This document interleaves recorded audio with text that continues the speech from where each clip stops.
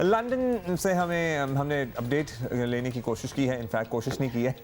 Update ली है हमने बिल्कुल जी। ब्यूरो चीफ जियो न्यूज़ लंदन मुर्तज़ा अली शाह से। और जब हमने उनसे पूछा कि पाकिस्तानी हुकूमत तो बड़े अरसे से कोशिश कर रही थी भाई नवाज शरीफ क्यों वापस लाया जाए, अब अचानक से बरतानवी हुक्काम को यह ख्याल कैसे आया है कि पाकिस्तान के हवाले किया जा सकता है, तो इसके पीछे क्या मुहर्रिकात हैं, हमें मुर्तज़ा ने ये एक्सप्लेन किया था।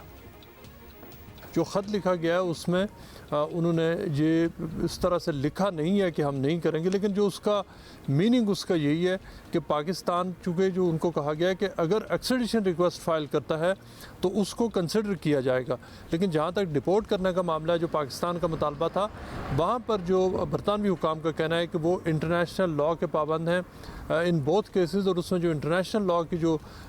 ऑब्लिगेशंस है वो उन्हें फॉलो करना पड़ेगा, और इस तरह चूँकि उनको डिपोर्ट नहीं किया जा सकता जिन टर्म्स पर पाकिस्तान मांगता है। लेकिन जो बरतानवी हुकूमत का अब ये कहना है कि वो अगर नवाज शरीफ की जो हवालगी के हवाले से अगर एक्सट्रेडिशन रिक्वेस्ट फ़ाइल की जाती है तो उसको वो ज़रूर कंसिडर करेंगे। यानी इसका मतलब ये है कि अगर इस वक्त तक पाकिस्तान ने जो एक्सट्रेडिशन की रिक्वेस्ट है जिसके बारे में मुख्तलिफ वज़रा कह चुके हैं कि वो बरतानवी हुकूमत से कहेंगे, वो अभी तक वो रिक्वेस्ट फ़ाइल नहीं हुई।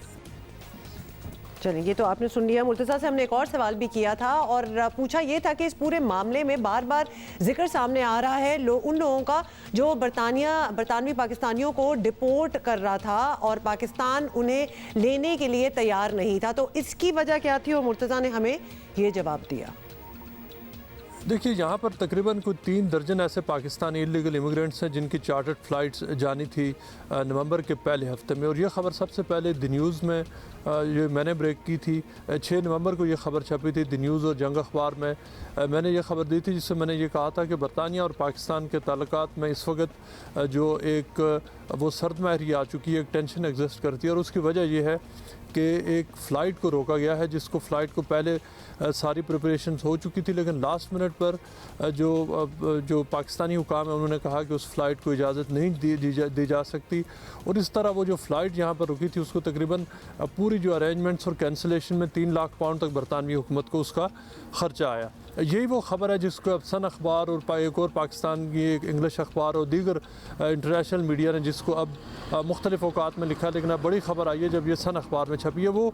जो उस वक्त फ़्लाइट रोकी गई थी उसका मकसद ये था, जो उस वक्त मुझे पाकिस्तानी हुकूमत और बरतानवी हुकूमत के जो सोर्सेज उन्होंने बताया था, उसका मकसद ये था कि पाकिस्तान एक प्रोटेस्ट रजिस्टर कराना चाह रहा था जिसमें जो पाकिस्तानी हुकूमत ख़ास तौर पर जो शहजाद अकबर हैं, ये उनका फ़ैसला था कि उस फ़्लाइट को इजाज़त ना दी जाए, चूँकि वो ये समझते थे कि बरतानवी हुकूमत को ये पता चले कि पाकिस्तान कितना कोऑपरेट उनके साथ कर रहा है, और दूसरी तरफ बरतानवी हुकाम अब वो उनके साथ उस लेवल का कोऑपरेशन नहीं कर रहे थे। ये वो रियलाइजेशन थी जो पाकिस्तान बरतानिया को दिलवाना चाह रहा था। वो फ़्लाइट अभी तक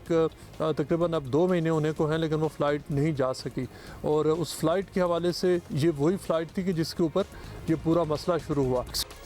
अच्छा, मुर्तज़ा साहब ने अभी पूछा कि काफ़ी अर्से से सुनते आए कि कानूनी तौर पर नवाज शरीफ की बरतानिया से बेदखली मुमकिन नहीं है। अब बरतानवी हुकाम ने जो नया तरीका बताया है उससे नवाज शरीफ साहब को पाकिस्तान के हवाले किए जाने के चांसेस क्या हैं और इसमें कितना टाइम लग सकता है? तो this is what he had to say. Extradition का जो प्रोसेस है और जिस तरह की नवाज शरीफ के जो केस है, जो उसके मुख्तलिफ जो केस के फैक्ट्स हैं, जो सर्कमस्टांसिस हैं, अगर तो बरतानवी हुकूमत जो पॉलिटिकल गवर्नमेंट है, होम सेक्रेटरी अगर वो एक्सट्रेडिशन उनकी क्लियर कर भी देती हैं, अगर नवाज शरीफ के ख़िलाफ़ एक्सट्रेडिशन शुरू भी हो जाती है तो कम अज़ कम 3 से 4 साल का अरसा लग सकता है जब तक ये पूरा केस कंक्लूड हो। यानी इससे पहले अगर उसको बहुत फास्ट ट्रैक भी किया जाए तो मिनिमम 3 to 4 ईयर्स, उससे ज़्यादा लग सकता है, उससे कम का टाइम नहीं लग सकता। So there you have it. ये सारे सवाल हमने मुर्तज़ा अली शाह को की। वी वांटेड टू अंडरस्टैंड कि क्या प्रोसेस है और ये किस तरह चलेगा, तो the answers are in front of you.